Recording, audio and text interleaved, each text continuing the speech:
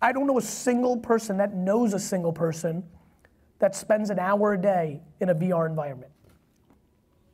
Every person spends 7 hours a day in a phone. One of the things that you do that I think that is interesting to kind of watch from a distance is the investment in the future, though. I mean, you've got a creative team that I'm sure is working on AR right now, and advertising's always been the leading edge of culture. So AR has to, and VR has to begin to weave its way in. And as advertising agencies, do we have to be at the forefront of that? In a practical way. The reason I've been able to do that is because I'm willing to make less money. Not super complicated. Back to CFO. CFO walks in and says, I want to shut down the voice department. I'm like, then shut down the whole company. He's like, but it's not profitable. I'm like, I'm aware. That's the punchline.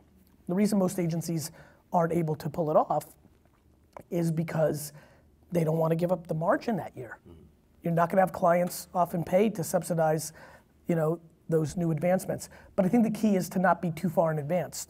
So we do have people flirting with AR and VR and things of that nature, but it is flirting because it's just not close.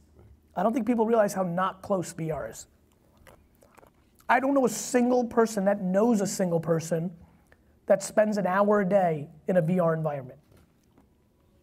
Every person spends 7 hours a day in a phone.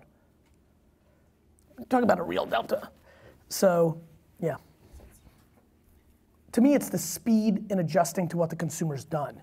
What I'm proud of is, as soon as Musical.ly gets bought by TikTok, they relaunch, stuff starts happening, our ability at Vayner to be a creative on that department, in that world, within moments of it becoming real, that's the strength more than predicting. It's the speed in which you can execute in today versus the variable of being right about tomorrow. So I'm trying to understand the bridge between that. You talk about the long game a lot. Yes. And so if you're playing the long game today, you're almost having to make a wager on certain things happening, right? And investing proportionally in that.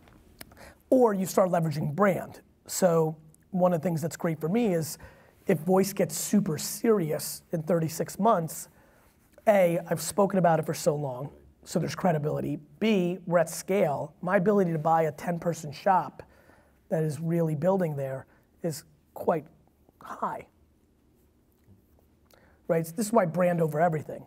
Me doing a call out to, we're hiring 15 people for the voice department to build skills and services, we're gonna have 5,000 people apply.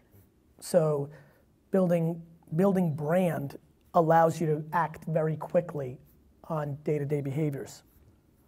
Because the reality of us, this, investing as an agency into voice, you mean hiring 7 actual human beings, the same ones that might get married and move to Arizona? You're not investing in anything other than a human, which is a very huge vulnerability.